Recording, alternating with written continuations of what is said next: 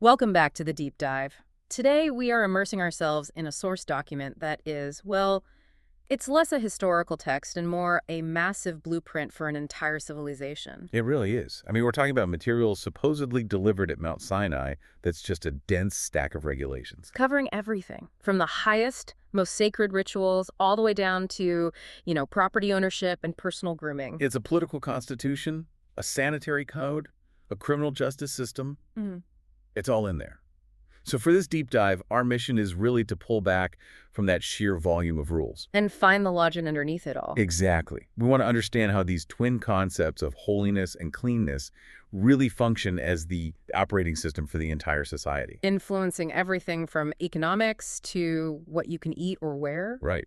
And our sources for this, they cover these incredibly complex purification rites, annual sacred assemblies, civil law, and even the logistics for a massive population on the move in the desert. A stunning display of administrative detail, really. So, okay, let's just jump right in. Let's start with what seems to be the most pervasive requirement, this obsession with purity. Yes, and the code establishes this constant, vigilant boundary between two states, clean and unclean. Oh, we have to be clear. Unclean here isn't just a synonym for dirty. Not at all, not in our modern sense. It signifies ceremonial defilement.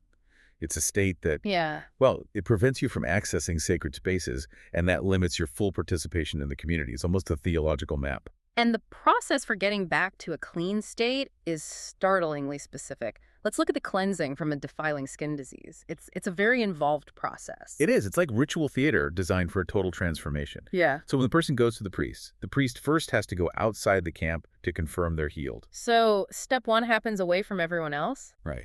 And if the disease is gone, the ritual of return begins. It's like a 5-part kit. 2 live, clean birds, cedar wood, scarlet yarn, and hyssop. And crucially, one of those birds is killed over fresh, running water in a clay pot. So you have this image of blood mixing with fresh water. Exactly. Then the living bird, along with the wood and the yarn and the hyssop, is dipped into that bloody water. Okay. The priest sprinkles the healed person 7 times, pronounces them clean, and then releases the live bird into the open fields. Wow.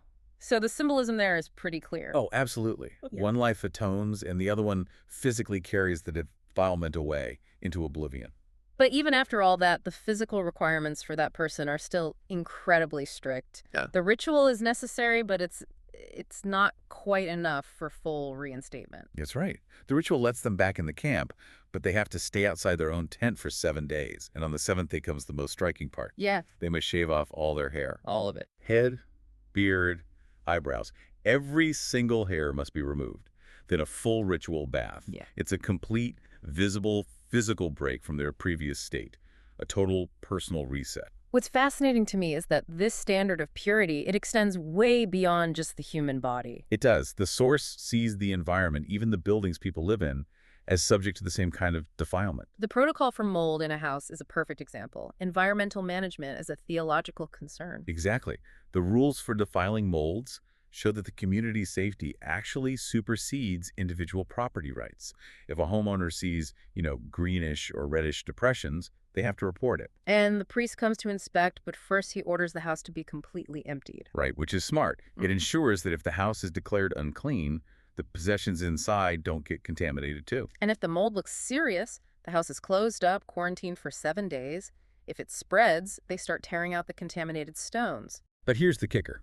If the mold comes back after all that scraping and replastering, the problem is deemed, incurable under the law. So what happens then? The house is declared wholly unclean, and the owner is commanded to tear down the entire structure, stones, timbers, plaster, everything, and remove all the rubble to that same unclean place outside the town. It's a radical public safety measure. So that brings up a question. If contact with these things makes you unclean, how quickly does that cascade through the whole community? It can happen very quickly.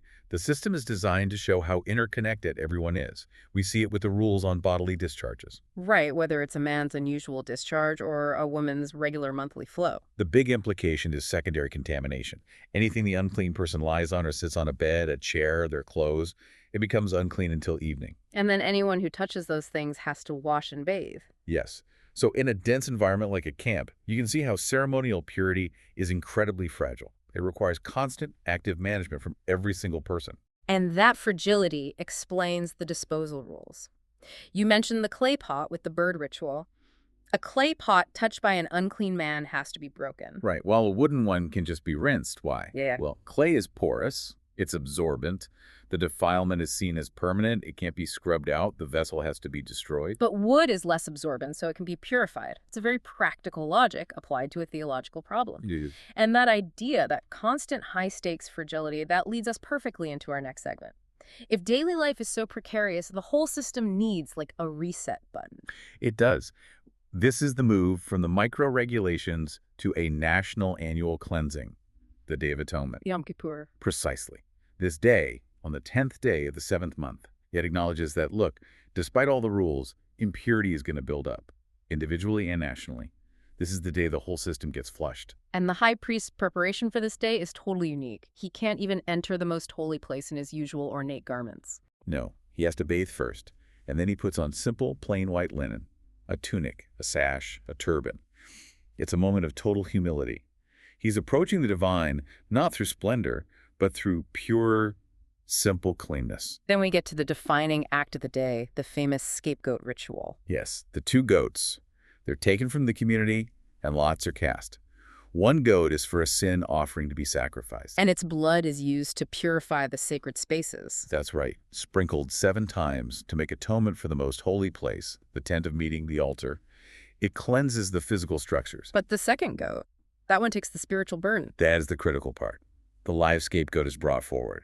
The high priest lays both his hands on its head and confesses over it all the sins, the wickedness, the rebellion of the entire nation. Symbolically placing all that failure onto the goat. Yes. And then that goat is led away by an appointed person into the desolate wilderness. It physically carries the memory and consequence of all that sin away from the community. So you have a purification by blood and a removal of guilt, a complete systemic cleansing. It connects all the dots. The daily rules try to contain impurity. This annual ritual cleanses the very heart of the camp, ensuring the whole structure can function for another year. Okay, let's pivot now from that ritual sphere, the goats, the shaving, the mold, to the civil sphere. Because this code isn't just theology, it's a guide for governing human relationships. It is. This is the social and ethical foundation. And this section is really a masterclass in contrasts. On one hand, you have these very strict prohibitions. The detestable acts. Right. Things like incestuous relations, sacrificing children to Molech, or relations with a man as one does with a woman. These rules define the absolute limits of acceptable conduct. But then, as a counterbalance, you have laws focused on daily justice and compassion. And that's where the society's values really shine. You have these foundational commands. Don't steal, lie, or deceive your neighbor. But then it gets very specific. About things like labor rights. Yes. Do not hold back the wages of a hired worker overnight.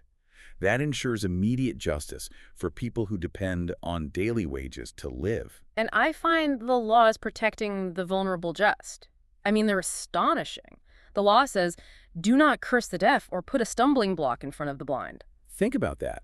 It's not just prohibiting murder. It's prohibiting these malicious acts that exploit hidden weaknesses, hidden disabilities. It's regulating the intent behind small, cruel actions. It demands an ethical interior life, not just external compliance. And all of this builds to that core principle.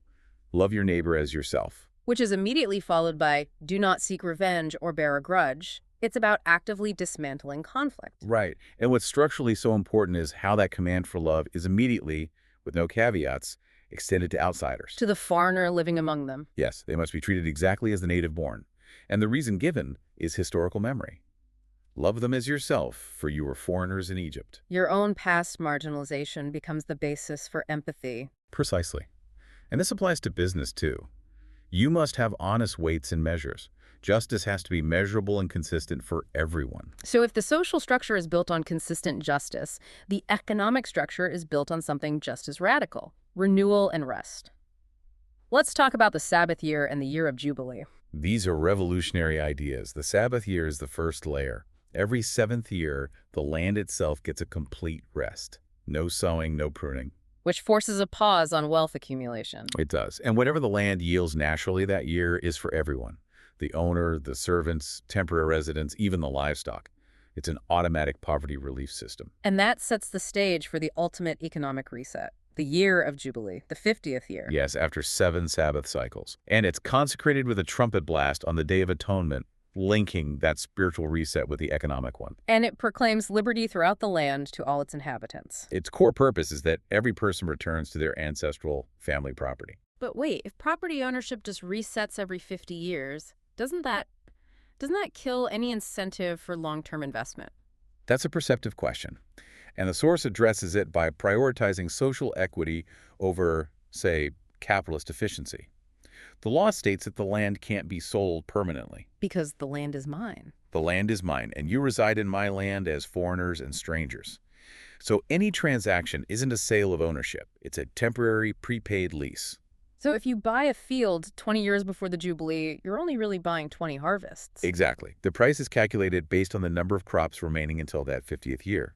If the Jubilee is far off, the price is high. If it's close, the price is low.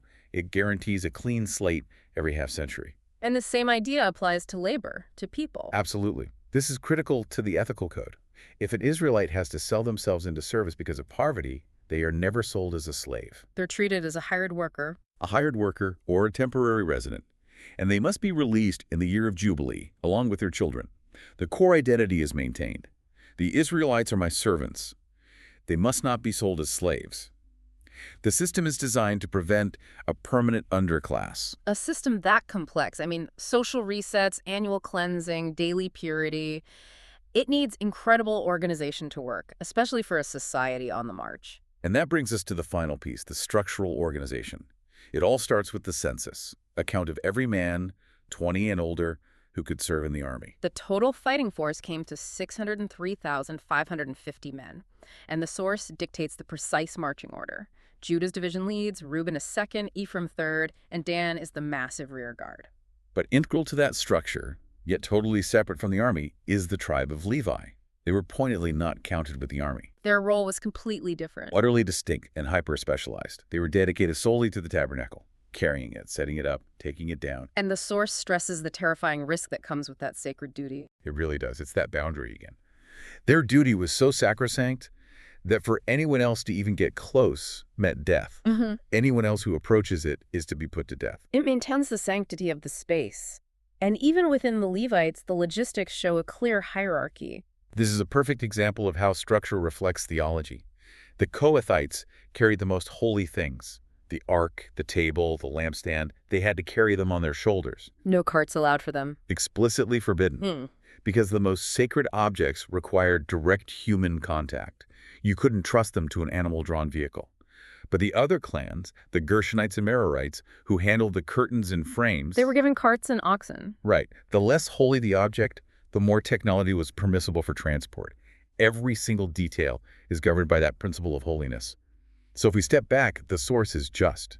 It's stunning in its integration. You have holiness through personal purification, national stability through annual atonement, and social cohesion through this radical economic justice. It's a constitution for survival. It's astounding. All of this micro detail.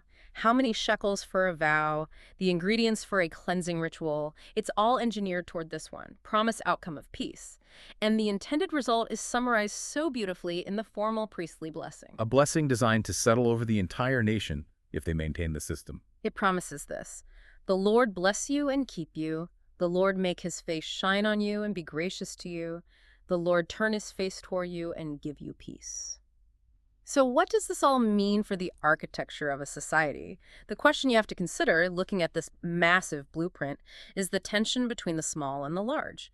Does that promise of peace, that huge reward, hinge entirely on successfully executing those tiny micro rules, like shaving your eyebrows or breaking a clay pot? Or do those small details just function to enforce the bigger principles of justice and love? Something for you to consider.